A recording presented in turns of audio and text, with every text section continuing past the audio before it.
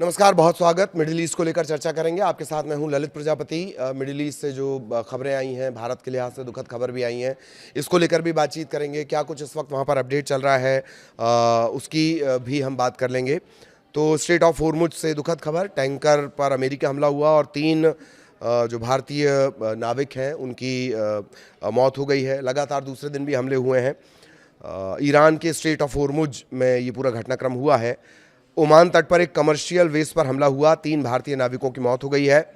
जहाज़ पर जो हमला हुआ था, इसके बाद इंजन रूम में ज़ोरदार विस्फोट हुआ और विस्फोट के बाद जो जहाज़ है उसमें लगातार पानी भरने लगा, आग लग गई।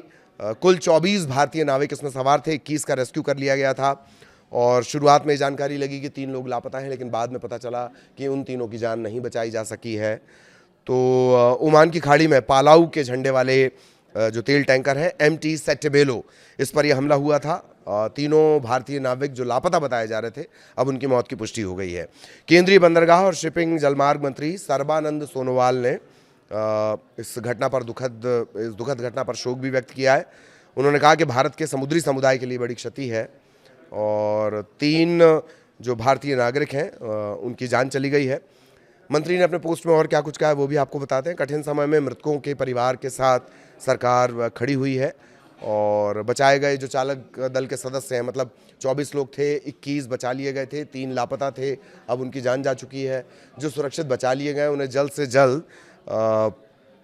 भारत वापस लाए जाने की तैयारी है। इसके अलावा जो मृत नाविक हैं उनकी पार्थिव शरीर भी परिजनों तक पहुंचाए जाएंगे ताकि अंतिम संस्कार किया जा सके। तो इसकी भी तैयारियां हैं। पूरा मामला आपको बताते हैं। अमेरिकी सेना ने तेल टैंकर पर कार्रवाई की थी और अमेरिका का दावा यह है कि जहाज़ उनके निर्देश का पालन नहीं कर रहा था।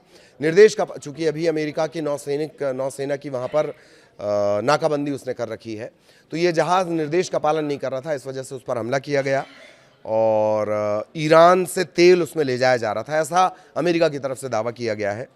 और हमले के समय 24 भारतीय नागरिक सवार थे। भारत ने हालांकि इस घटना को लेकर आपत्ति भी जताई है।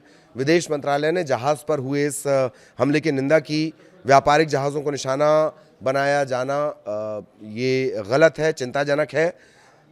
तनाव कम करने और बातचीत के जरिए समाधान की अपील की गई है। अमेरिकी दूतावास के जो वरिष्ठ अधिकारी हैं उन्हें भी तलब किया गया है कि वो आएँ और इस बात जो ये घटनाक्रम हुआ है इसके बारे में बताएं। अच्छा, लाइव अपडेट वहाँ से क्या आ रहा है इस वक्त वो भी जान लीजिए। भारतीय क्रू वाले जहाज़ पे लगातार दूसरे दिन हमला हुआ है और 3 भारतीयों की जान चली गई, जैसा कि हमने आपको जानकारी दी है। इसके अलावा एक और ओमान के तट के पास हमला हुआ है कुछ घंटों के अंतराल में। ये है MT जलवीर। हमले के बाद आग लग गई है। हालांकि किसी तरह हमला किसने किया, क्या अभी इसमें आगे हुआ है उसको लेकर कोई अपडेट नहीं है, लेकिन ये 24 घंटे के अंतराल में, कुछ घंटों के अंतराल में दूसरी बार भारतीय क्रू पर हमला है। MT जलवीर, ओमान के तट के पास ये हमला हुआ है। भारतीय दूतावास ने कहा है कि स्थानीय अधिकारियों के संपर्क में लगातार नज़र रखे हुए हैं और सेटेबेलो का मैंने आपको पहले ही बताया, MT सेटेबेलो, उस पर भी हमला हुआ था और 3 इसमें भारतीयों की जान चली गई थी। तो एक हफ्ते में ये दूसरा मामला है जिसमें भारतीय क्रू वाले जहाज़ पर इस तरह से ये हमला किया गया है। हमले का वीडियो भी सामने आया है सेटेबेलो पर, जिसमें 3 भारतीय नाविकों की मौत हुई है। अच्छा, मिडिल ईस्ट में 24 घंटे में 5 बड़े अपडेट क्या हैं वो जान लीजिए। जॉर्डन ने कहा है कि 5 ईरानी मिसाइलें उसने हवा में मार गिराई हैं। तनाव चल रहा है, दोनों तरफ से हमले किए जा रहे हैं क्योंकि जॉर्डन की सेना का दावा है ईरान ने 5 मिसाइलें दागी थी, इंटरसेप्ट करके नष्ट कर दिया गया, कोई नुकसान नहीं।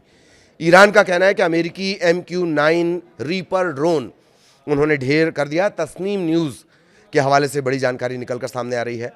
और होर्मुज के पास एक टैंकर है, इस टैंकर पर अमेरिकी हमला हुआ है जिसकी हमने जानकारी दी। सेटेबेलो, रूस ने अमेरिका और ईरान से हमले रोकने की अपील की है। सैन्य कार्रवाई बंद करें, संयम बरतने के लिए कहा है। कतर का जो प्रतिनिधिमंडल है, कतर पहले से ही मीडिएट कर रहा है, वो बार बार ये कोशिश कर रहा है कि इस इलाके में तनाव कम हो जाए। तो एक बार फिर जो कतर का एक प्रतिनिधिमंडल है वो तेहरान पहुंचा है, ईरान की राजधानी तेहरान पहुंचा है और बातचीत कर रहे हैं। अब अपडेट्स क्या चल रहे हैं इस वक्त, कुछ मिनटों पहले का जो घटनाक्रम है। ईरान का कहना है कि अमेरिका ने युद्ध विराम तोड़ा है। हालिया जो हमले अमेरिका की तरफ से किए जा रहे हैं, 8 अप्रैल से लागू युद्ध विराम का अब कोई मतलब नहीं रह जाता। ईरान का ये कहना है। विदेश मंत्रालय का कहना है कि अंतर्राष्ट्रीय कानून, संयुक्त राष्ट्र के नियमों का उल्लंघन ये किया गया है और किसी भी देश की सीमा और संप्रभुता का सम्मान किया जाना चाहिए, ईरान की तरफ से ये कहा जा रहा है। होर्मुज को लेकर अमेरिका और ईरान के अलग अलग दावे हैं। ईरान का ऐलान ये कि उसने होर्मुज स्ट्रेट को बंद कर रखा है। जो भी तेल टैंकर या कारोबारी जहाज यहाँ से गुजरने की कोशिश करेगा उसे निशाना बनाया जा सकता है। अमेरिकी सेना का कहना है कि होर्मुज बंद नहीं है, जहाज अभी इस रास्ते से आ जा रहे हैं, लेकिन जो जहाज जाने की कोशिश कर रहे हैं उनके साथ क्या किया जा रहा है? अमेरिका ही उन पर हमला कर दे रहा है। एक्सपर्ट का कहना यह है कि ईरान ये खुला जो स्ट्रेट ऑफ होर्मुज है वो खुला रहेगा नहीं रहेगा, इसका फैसला ना तो ईरान को करना चाहिए और ना ही अमेरिका, क्योंकि इसका फैसला तो शिपिंग कंपनियों को करना चाहिए। इसके अलावा जो एक नाविक की जान गई है उसके बारे में भी जानकारी अब सामने आ गई है। हिमाचल प्रदेश के सेट बेलो जिस पर कल हमला हुआ है, 3 भारतीय नाविक जिसमें गए हैं, उसमें हिमाचल के हमीरपुर के रहने वाले आदित्य शर्मा 23 साल की उम्र थी, उनकी जान चली गई है एमटी सेट बेलो पर जो हमला हुआ है। और ईरान ने बहरीन पर भी हमला किया है।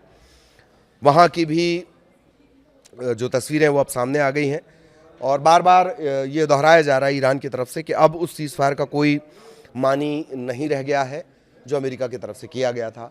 तो तमाम शांति के प्रयास, बड़ी बड़ी बातें, उन सब के बीच अचानक से हमला कर देना, फिर ईरान का पलटवार हो जाना, अपाचे हेलीकॉप्टर को गिरा दिया जाना, करोड़ों का अपाचे 25-30 हज़ार रुपये के शाहिद ड्रोन से गिरा दिया गया। तो ये घटनाक्रम लगातार चल रहा है। जैसे ही तेल को लेकर स्थितियां बुरी होने लगती हैं, तेल के दाम एकदम ऊपर जाने लगते हैं, तब डोनाल्ड ट्रंप अचानक से शांति के मसीहा जैसी बातें करते हैं। जैसे ही वो प्राइस थोड़े काबू में आते हैं, बाजार थोड़ा सा स्थिर होता है, डोनाल्ड ट्रंप फिर से हमला कर देते हैं। इसी तरह का घटनाक्रम चल रहा है और ईरान जैसे ही हमला होगा, ईरान उस पर रिटेलिएट करता है, रिएक्ट करता है और ईरान भी हमला कर देता है। इन सब के बीच जो भी ताज़ा अपडेट होगा वो भी आप तक पहुँचाएंगे। नमस्कार।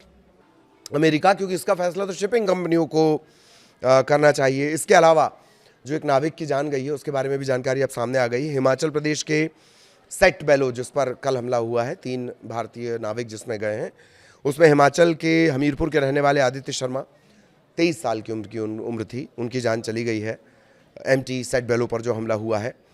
और ईरान ने बहरीन पर भी हमला किया है। वहाँ की भी जो तस्वीरें वो अब सामने आ गई हैं और बार बार ये दोहराया जा रहा है ईरान की तरफ से कि अब उस सीज़ फायर का कोई मानी नहीं रह गया है जो अमेरिका की तरफ से किया गया था।